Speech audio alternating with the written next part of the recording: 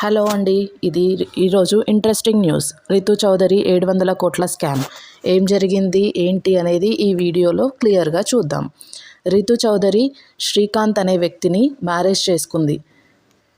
కానీ తాను ఎక్కడ కనిపించినా బయట సింగిల్ అనే చెప్తుంది. కానీ తనకు ఆల్రెడీ మ్యారేజ్ అయిపోయింది. రితు చౌదరి తిన అసలు నేమ్ వనం దివ్య. కానీ ఈ నేమ్ని ఇప్పటివరకు ఎక్కడ మెన్షన్ చేయలేదు తను.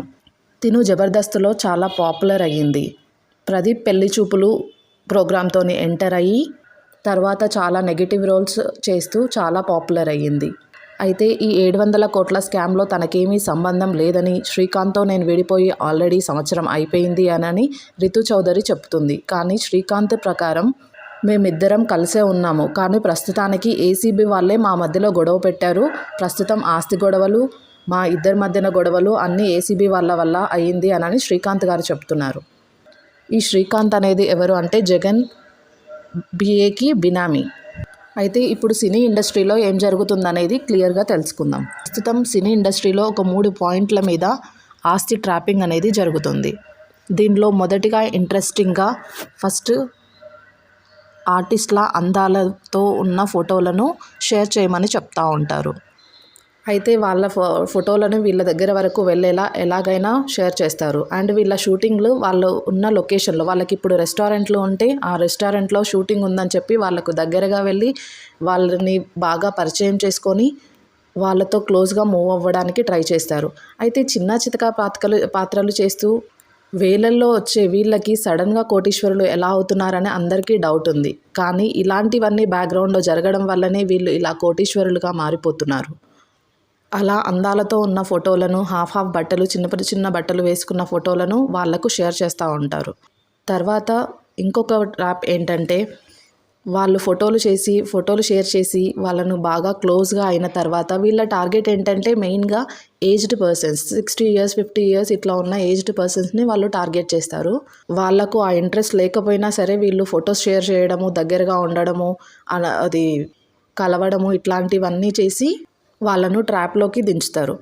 ఇది అయిపోయిన తర్వాత వీళ్ళంతా రాజకీయ నాయకులను, పెద్ద పెద్ద బిజినెస్ మ్యాన్స్ని వీళ్ళని ట్రాప్ చేస్తూ ఉంటారు. అయితే ఇవన్నీ అయిపోయిన తర్వాత వీళ్ళ ట్రాప్లోకి వచ్చాక నెక్స్ట్ బెదిరించడం స్టార్ట్ చేస్తారు. మీరు ఇంత ఇస్తే మేము ఓకే చేస్తాము, మీకు ఇన్ని కోట్లు కావాలి, అంత కోట్లు కావాలి అని వాళ్ళే బెదిరిస్తారు. ఈ మధ్యలో వేరే ఎవరో బయటకు వచ్చి వాళ్ళు బెదిరించడము చేయడము ఇవన్నీ చేస్తారు. వాళ్ళు కనుక బెదిరిపోయారు అని వీళ్ళకు వన్స్ కన్ఫర్మ్ అయిందంటే నెక్స్ట్ ఇంకొక టీం ఎంటర్ అవుతుంది.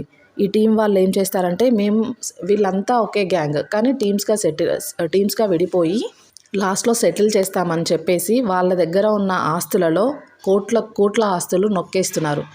దీంట్లో శ్రీకాంత్ అనే వ్యక్తి ఇన్వాల్వ్మెంట్ ఉందనని చాలా న్యూస్లో వినిపిస్తున్నాయి. రితు చౌదరి ప్రస్తుతానికి జబర్దస్త్ షో మానేసి 2 years అయ్యింది. తను ఇప్పటివరకు ఎన్ని షోస్లో అడిగినా నేను సింగిల్, నాకు ఇంతవరకు పెళ్ళి అవ్వలేదు అని చెప్పింది. కానీ తనకు పెళ్ళి అయిపోయింది శ్రీకాంత్ అనే వ్యక్తితో. తను జగన్ పిఏ బినామీ. ఈ జగన్ గారికి ఇవన్నీ తెలుస్తున్నాయో లేదో తెలియదు, కానీ వీళ్ళు వెనకాల బ్యాక్గ్రౌండ్లో మాత్రం పాపం చాలా జరుగుతున్నాయి. ఇవి జగన్ వరకు వెళ్తున్నాయా లేదా అనేది అందరికీ క్వశ్చన్ మార్క్. అయితే రితు చౌదరి మాత్రం ప్రస్తుతం ఏం చెప్తుంది అనంటే, ఇందులో నాకు ఎలాంటి ఇన్వాల్వ్మెంట్ లేదు, ఆ రిజిస్ట్రేషన్కు నాకు సంబంధం లేదు, నేను శ్రీకాంత్ విడిపోయి 1 year అవుతుంది, నాకు మధ్యలో కేసు కూడా నడుస్తుంది, ప్రస్తుతం మేమిద్దరం సపరేట్గా ఉంటున్నాము అని తను చెప్పింది. అండ్ దీంట్లో ఈ కేసులో రిజిస్ట్రార్ ధర్మసింగ్, ఇతను అవినీతి అధికారి అని చాలా న్యూస్లో మెన్షన్ చేస్తున్నారు.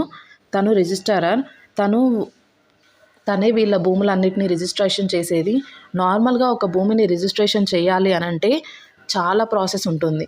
First pan card numbers match అవ్వాలి ఆధార్ కార్డ్తోని, అండ్ చెక్ నెంబర్ కరెక్ట్గా ఉండాలి, దాంట్లో రిజిస్ట్రేషన్ దాంట్లో మెన్షన్ చేయాలి, అండ్ ప్రతి ఒక్క డీటెయిల్ అనేది అన్నీ మ్యాచ్ అవుతాయని రిజిస్ట్రేషన్ అనేది పక్కా అవుతుంది. కానీ ఈ 700 కోట్ల ఆస్తిలో మాత్రం ఇలా ఏవి మ్యాచ్ అవ్వలేదు.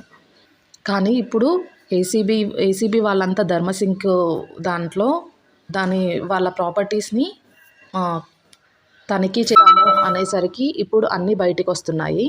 అయితే ధర్మసింగ్ అనే వ్యక్తి ఏం చెప్తున్నారంటే, వీళ్ళందరూ నన్ను బెదిరించి నన్ను గోవాకి తీసుకెళ్ళి అక్కడ సపరేట్గా ఒక రూమ్లో జరిగిన ఇన్సిడెంట్ వల్ల నేను వాటి మీద బలవంతంగా సైన్ పెట్టాల్సి వచ్చింది. నాకు దీనికి ఏ సంబంధం లేదు అని చెప్తున్నారు. అండ్ అది శ్రీకాంత్ ఏం చెప్తున్నారంటే, ఇవన్నీ నేను సొంతంగా సంపాదించి నా ఆస్తులు ఇవన్నీ నావి. నేను నా భార్య పేరు మీద రాపిచ్చుకున్నాను అని చెప్తున్నారు. కానీ రీతు మాత్రం నాకు ఇదేమీ సంబంధం లేదు. ఆ రిజిస్ట్రేషన్‌కి నాకు అసలు తెలియనే తెలీదు అని చెప్తుంది. నాకు ధర్మసింగ్ అనే వ్యక్తి తనకు చెప్పినట్టు నేను చేయలేదనని ఇప్పుడు నా మీద ఆరోపణలు చేస్తున్నారు అని శ్రీకాంత్ చెప్తున్నారు. సో, ఇవన్నీ విషయాలలో ఎంత నిజం ఉంది? ఈ 700,00,00,000 ఆస్తి ఎవరిది? ఏమైంది? ఏంటి ప్రాసెస్ అనేది ఇది మొత్తం తెలియాలి అనంటే ఇంకా పోలీస్ ఇన్వెస్టిగేషన్ జరగాల్సి ఉంది. ఈ ఇన్వెస్టిగేషన్ తర్వాత వచ్చే రిపోర్ట్‌లో మనకన్నీ క్లియర్‌గా తెలుస్తాయి. ఇందులో మాత్రం రితు చౌదరి నాకు ఏం సంబంధం లేదు అని చెప్తుంది. తను లైవ్‌లోకొచ్చి అన్ని డీటెయిల్స్ చెప్తేనే మనకు దీంట్లో క్లియర్‌గా ఇన్ఫర్మేషన్ అనేది తెలుస్తుంది. తనకు పెళ్ళయిందా? ఏమైంది? ఏంటి? అనేది డీటెయిల్స్ తెలుస్తుంది. తనకు పెళ్ళైనట్టు క్లియర్‌గా ఫొటోస్ అవన్నీ రిలీజ్ కూడా చేశారు. సో, తను ఎంత ఒప్పుకోకున్నా పెళ్ళయిందనే విషయం మాత్రం కన్ఫర్మ్. అయితే పోలీసులు చెప్పేది మాత్రం ఏంటంటే, ఇప్పుడు మీకు తెలిసిందంతా కొంచెమే, గోరంతనే. ఇంకా కొండంత ఇన్ఫర్మేషన్ మీకు తెలియాల్సింది అనేది వాళ్ళు చెప్తున్నారు. అంటే ఈ 700,00,00,000 స్కామ్ వెనకాల ఇంకా ఏదో పెద్దది ఉందనేది మాత్రం మనకు అర్థమవుతుంది. సో, పోలీస్ వాళ్ళు రిపోర్ట్ ఇచ్చే వరకు మనం వెయిట్ చేసి చూడాలి.